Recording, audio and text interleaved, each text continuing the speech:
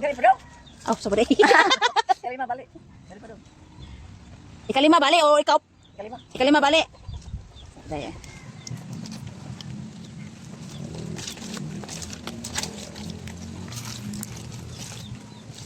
Sa lagi sa kaca. O lagi.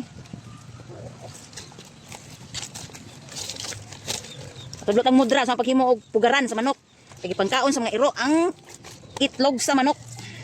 Kaus-us ra jud na pagkakunti ni bi. Pagkabali. Karang Tayo. us ra kuno kay pagkabali ma. Pasagitay. Basta sa pagbali.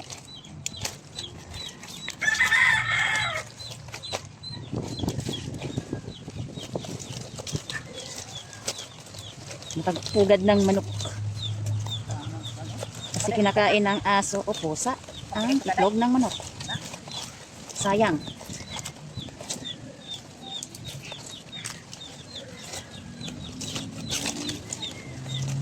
Ako misket. Okay ba to? Yan. Ay! Wa! Na mao lagi na ona sa kotse. Hilabtan man jud kotse. Iba, balik sa kunwari. Sa mo na. Kotse. Okay man. Gali pa daw. Balik.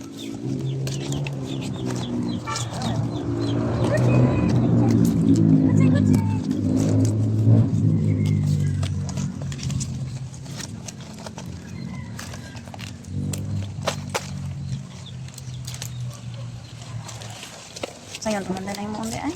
Gani himo kag kuan. Pugad. Wa sa manok kay luy kay mga itlog kag kaon nito. Luto ka bukod kaon. Taon na kauna yung manok. Ibot nagkaon sa manok, manok. Na ay kuan ito man nang itlog sa moang tindahan. Upat na to itlog. Dira po day. Kanang kuan ra.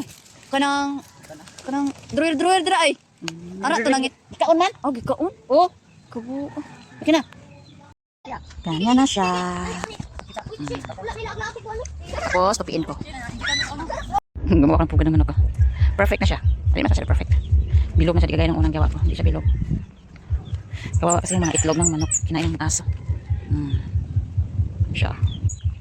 Sayang yung mga itlog. Kinakain ng.